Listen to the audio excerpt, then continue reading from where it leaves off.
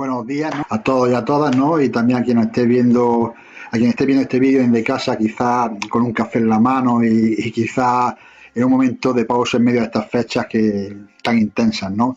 Antes de comenzar, bueno, pues permitirme algo sencillo pero importante, que es felicitaros en las fiestas y agradeceros, pues, de corazón bueno, pues, vuestra presencia y vuestra disposición a pensar juntos, ¿no? Eh, eh, mm, lo que vaya a escuchar hoy no es una clase más, ¿no? Ni un resumen técnico de teoría, es más bien una elaboración viva de todo lo que hemos trabajado en el taller, ¿no? Preguntas, intuiciones, inquietudes, lecturas, silencios, que también lo ha habido y muchos, ¿no? Y también las enormes controversias que nos rodean y que de un modo u otro nos atraviesan a todos y a todas, ¿no? Sabemos que vivimos tiempos acelerados, saturados de imágenes, de estímulos, de exigencias, y precisamente por eso, bueno, precisamente, más en estas fechas, ¿no? Y precisamente por eso esta charla, perdón, no voy a tomar la boca porque luego no se me escucha bien, me lo ha dicho algunas personas. Bueno, pues por eso mismo esa charla quiere ser un espacio distinto, ¿no? Un espacio para detenernos, ¿no? Para mirar con más profundidad, para comprender lo que nos está pasando, ¿no? Y sobre todo para preguntarnos cómo podemos reconstruirnos en medio de toda esta dispersión, ¿no? Hoy hablaremos de tres pensadores que yo considero muy interesantes: Jean Baudrillard, que todavía no lo hemos dado en el taller, Simon Weil, que lo daremos en el próximo taller, y Byung Han, que lo dimos en los dos primeros talleres. Pero bueno, más allá de los nombres, lo que realmente nos convoca es una pregunta que nos toca a todos, que voy a formular luego al final de esta introducción, ¿no? De esta breve presentación, ¿no? Vivimos en un tiempo extraño, un tiempo, bueno, en que las imágenes pues ya no son como ventanas que se abren al mundo, ¿no? Sino un mundo en sí mismas, ¿no? Y un tiempo en el que la realidad pues parece haberse vuelto ligera, casi gaseosa, ¿no? Y como si se nos escapara entre los dedos, ¿no? Y nosotros en medio de todo esto pues tratamos un poco de orientarnos, como que intenta caminar a una habitación llena de espejos, ¿no? Cada reflejo pues nos devuelve algo, pero no sabemos lo que es real y lo que no es. Hoy estamos, pues bueno, estamos rodeados hoy estamos pues, bueno, rodeados de imágenes que nos explican, nos acompañan, imágenes que se multiplican sin descanso, ¿no? Que se aceleran, que se fragmentan en miles de pequeñas partículas virtuales, ¿no?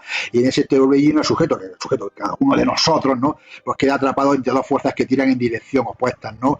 Por un lado la escala de hiperrealidad de Jean Baudrillard, ¿no? Lo relataré con más detenimiento, que es un mundo donde los signos, pues, como lo diría, donde los signos ya no nos remiten a nada, donde la imagen flota, donde la imagen flota sin referente, ¿no? Donde lo real se vuelve un rumor lejano, casi inaudible, ¿no? Por otro lado, el tema de la autoexplotación que analiza Byung Han, que lo dimos en los dos primeros talleres, ¿no? Un sujeto que ya no necesita un amo externo porque se ha convertido en su propio supervisor o su propio juez, su propio verdugo, ¿no?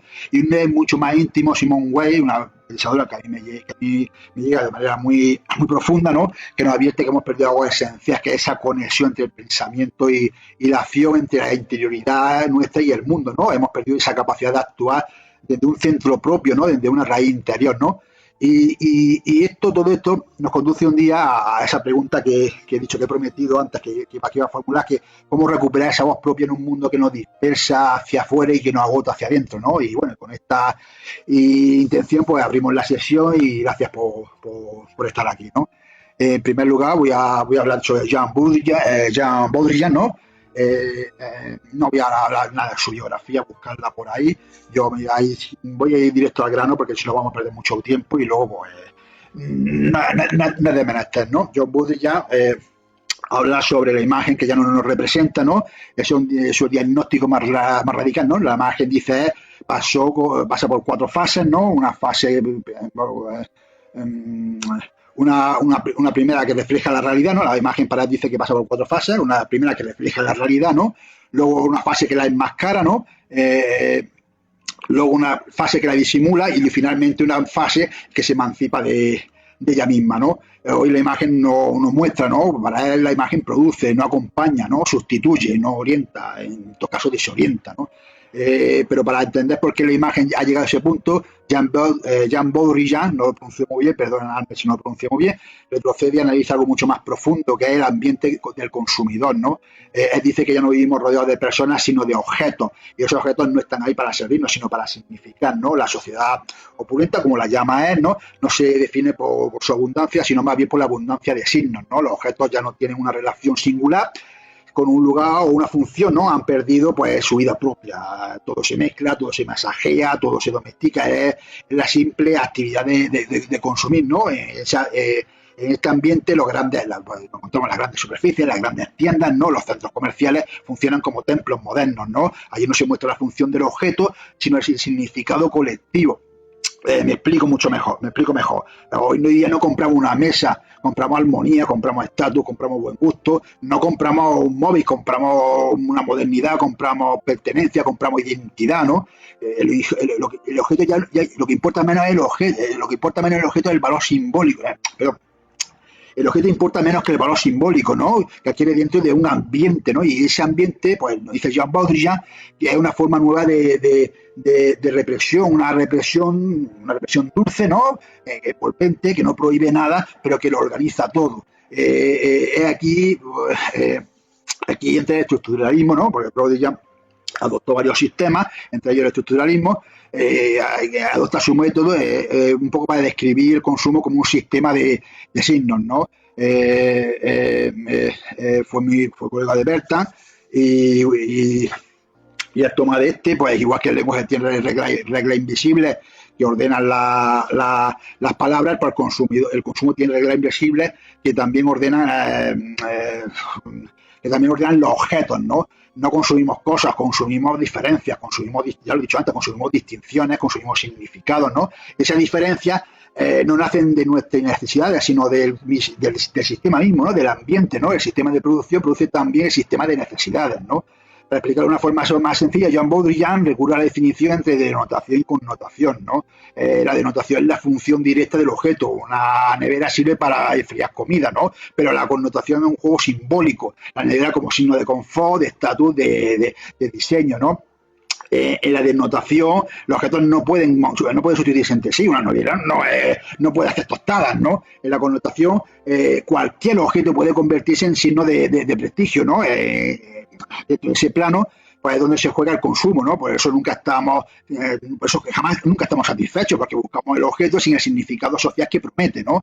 Este pone un ejemplo, recurre también debe del psicoanálisis, pone un ejemplo del psicoanálisis en el sentido para explicar cómo funciona el consumo. Dice que un coleccionista, por ejemplo, no acumula objetos, ¿no? No acumula los objetos porque los necesite, sino porque en el fondo intenta reunirse a sí mismo, ¿no? Sentirse completo, pero esa completud es imposible, siempre falta algo más, ¿no? El coleccionista nunca termina de coleccionar, ¿no? Si algún día lograra coleccionar lo otro sería como una muerte simbólica, ¿no? Ya no habría más que desear, nada más que perseguir. En ese caso, por eso la sociedad del consumo, el deseo no va dirigido al objeto en sí, sino a la sensación de completud, ¿no? De completud, perdón, no me voy tan rápido que las palabras a veces se me traban, soy un poco disléxico y que voy muy rápido, ¿no? Bueno, como he dicho, a la sensación de completud, perdón, que creemos que el objeto nos dará, ¿no? Aunque nunca lo dé del todo, ¿no? Otra de las corrientes que también influyen en Jean Baudrillard es el situacionismo, ¿no? Los situacionistas, pensándolo así, los situacionistas denunciaban que los medios no comunican, ¿no? Que separan. El espectáculo, decía, no es una colección de imágenes, es una relación social mediada por imágenes, ¿no? Jean Baudrillard toma este de la lleva muchísimo más lejos, ¿no? El espectáculo no solamente supera el mundo, sino que lo sustituye, ¿no? El capital ya no se acumula en fábricas sino en pantallas, ¿no? La televisión, el fútbol, la galería de arte, el tráfico urbano, todo se convierte en un espectáculo, ¿no? Y aquí aparece su concepto del simulacro, ¿no? ¿Qué es el simulacro? Cuando los signos ya no se remiten a nada real, cuando la imagen ya no representa más que produce, entramos en la hiperrealidad, ¿no? Las imágenes circulan como partículas, ya la imagen empieza a circular, como diría yo, como partículas sueltas, ¿no?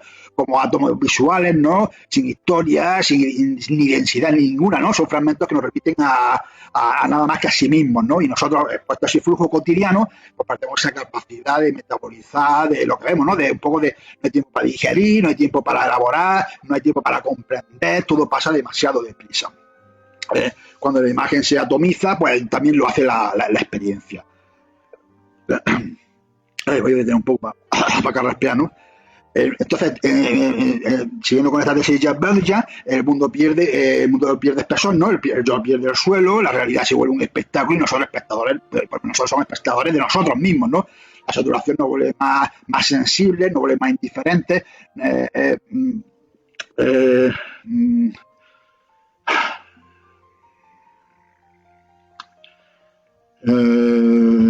Espérate que se me ha ido un poco el hilo. Bueno, nos vuelve más indiferentes no porque sintamos, sino porque ya no podemos sentirlo todo, ¿no? No porque no sintamos, ¿no? Sino porque ya no podemos sentirlo todo, ¿no? En este caso, este pensador nos muestra un mundo donde la imagen ha dejado de ser un puente real hacia lo real y se ha convertido en una especie de banco de niebla, y en esa niebla, y dentro de esa niebla, pues el sujeto se desorienta, ¿no? No sabe dónde está, no sabe lo que es real, no sabe qué desea, una especie de desorientación, se ha perdido la densidad, un punto de partida, ese es el punto de partida de toda su crítica, ¿no? En esa desorientación, en esa pérdida de densidad, pues es donde parte toda su crítica. Ahora vamos a la segunda pensadora, que es Simone Weil. Si Baudrillard vamos a recordar, describe lo que es la dispersión del mundo. Simone Weil lo que él habla más bien de la dispersión del sujeto, ¿no? Pues comienza hablando sobre una ilusión profundamente sobre una ilusión que es profundamente contemporánea, que es la idea de libertad consiste en no tener límites, ¿no? En poder hacer lo que uno quiera, cuando quiera y donde quiera, ¿no? Ella dice que eso no es libertad porque, bueno, por lo menos eso es una libertad infantilista, porque la libertad no nace de la ausencia de obstáculos, sino todo lo contrario, sino de la capacidad de pensar y actuar, ¿no? Un acto libre es deliberado, perdón, un acto libre es un acto deliberado nacido entre la unión entre juicio y ejecución, ¿verdad? Para eso tiene que haber una serie de límites y un esfuerzo. En un mundo moderno, dice Simone Weil, esa unión esencial entre el pensamiento y la acción, a lo que ella le da muchísima importancia, se ha roto, ¿no? Antes la persona sabía lo que hacía, mientras lo hacía, ¿no? Comprendía el método, tomaba decisiones, se ajustaba, corregía. Hoy, en cambio, el método ya no está en la mente del sujeto, sino en la máquina, en la organización, en la colectividad, ¿no? El cuerpo actúa, la mente obedece, y cuando el pensamiento y la acción se separan, la libertad desaparece, ¿no? En este caso, Weil insiste en que la separación no es un detalle técnico, sino es una herida espiritual, una herida del alma, ¿no? Cuando el trabajador, el ciudadano, incluso el estudiante, ejecuta pasos que no entiende, su acción deja de ser suya, ¿no? Se convierte en un engranaje, y ese engranaje no lo hace ser libre, precisamente, ¿no? La colectividad. Ella denuncia, en todo esto, denuncia la colectividad moderna, ¿no? La colectividad moderna dicen que es el peor tirano, porque para ella es el peor tirano porque es un tirano sin rostro, en el sentido que no tiene nombre, ¿no? No puedes enfrentarte a él cara a cara, ¿no? No puedes negociar, no puedes contra quién resistes, ¿no? La colectividad, ya lo he dicho, no tiene rostro, no tiene voz, no tiene responsabilidad, solo funciona y lo único que te cabe es adaptarte, ¿eh? No puedes hablar con el responsable porque no hay solo uno, hay un sistema. Ese sistema está hecho de normas, está hecho de procedimientos, está hecho de algoritmos, está hecho de ritmos, está hecho de trabajo, está hecho de exigencias sociales, etcétera. No es un sistema que actúa sin maldad, pero también actúa sin arma, ¿no? Y en ese ambiente el sujeto se va vaciando por dentro.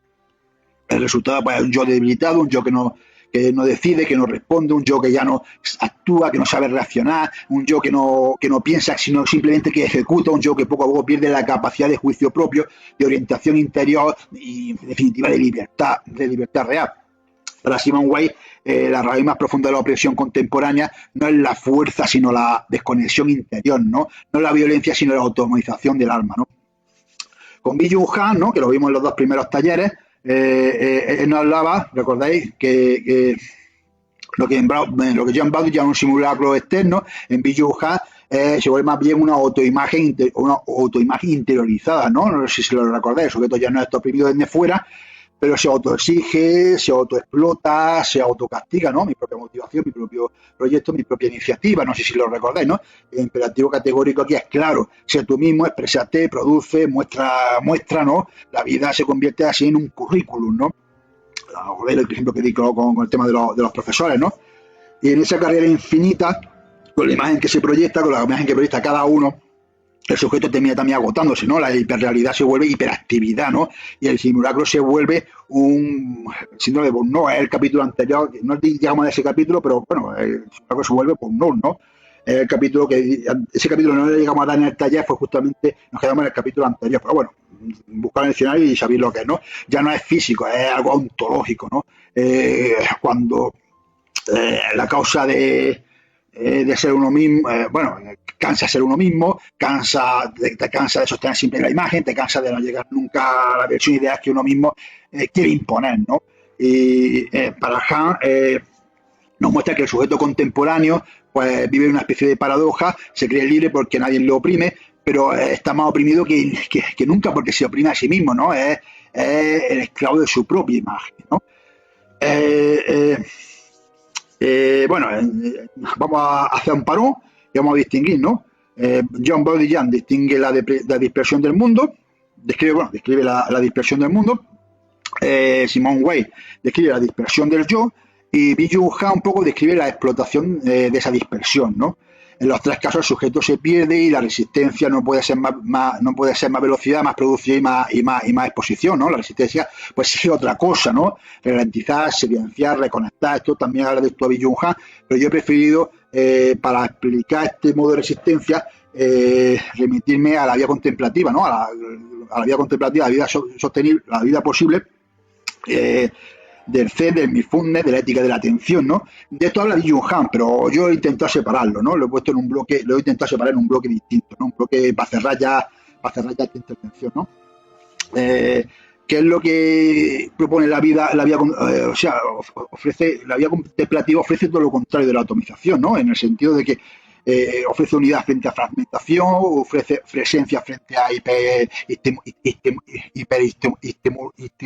hiperestimulación. Voy muy rápido, tiene que ser más contemplativo. Silencio frente a ruido, ¿no? O interioridad frente a exposición, ¿no? El Zen no busca producir, sino estar. No busca identidad, sino ¿cómo diría la palabra?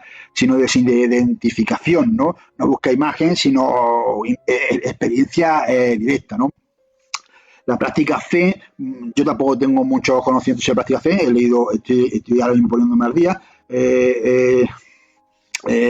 La práctica Zen, sino simplemente las prácticas contemplativas como el Zazen, la respiración consciente, el caminar lento, el comer con atención, reconstituye el yo de dentro, ¿no? Y en ese sentido devuelve una densidad, no devuelve la densidad del tiempo, no devuelve la presencia del cuerpo, no devuelve la compulsión del rendimiento, no desintoxica de la percepción de la imagen. La contemplación no es, en ese sentido, una evasión, es reconstrucción, es volver a habitar el cuerpo, volver a habitar el tiempo, volver a habitar la vida, ¿no? Y es una voz propia que es fruto de la interioridad, ¿no? Es recuperar esa voz propia que no significa expresarse más, sino significa expresarse desde otro lugar, ¿no? No desde la autoexplotación, no desde la comparación, no desde la imagen, sino desde la experiencia vivida. Es una voz propia, es la voz propia de la resistencia, es un modo de existir que no se deja capturar por el simulacro, el no hacer, recordáis, no hacer de Byung Han, ¿no? Es un modo de hablar que nace del silencio, es un modo de estar en el mundo que no se deja arrastrar por la velocidad, sino por la exigencia de mostrarse. Y ya, para cerrar ya esta intervención, decir que voy a repetir que John Bowlby ya nos muestra cómo el mundo se fragmenta en imágenes sin realidad, como Simone Weil nos muestra cómo el yo se fragmenta en impulsos sin pensamiento, como Byung Han, Byung Han es que nos da, por un lado no hace la crítica, pero también nos da la solución, nos muestra esa fragmentación que se convierte en autoexplotación, ¿verdad? ¿Recordáis? Y ya, bueno, para terminar, la vida contemplativa, ¿no? Nos ofrece un camino de recuperación de esa fractura, en el sentido de que no se trata de huir del mundo, sino de habitarlo con densidad, no se trata de producir más, sino de ser de otra manera, no se trata en definitiva de no se trata de apagar la imagen, sino de recuperar la mirada, ¿no? No se trata, en definitiva, de escapar del yo, sino de reconstruir de dentro, ¿no? Y eso es todo lo que quería decir. No he sido nada contemplativo, he dicho las cosas muy rápidas, pero es que tenía que decir mucho en muy poco espacio, ¿vale? Un beso.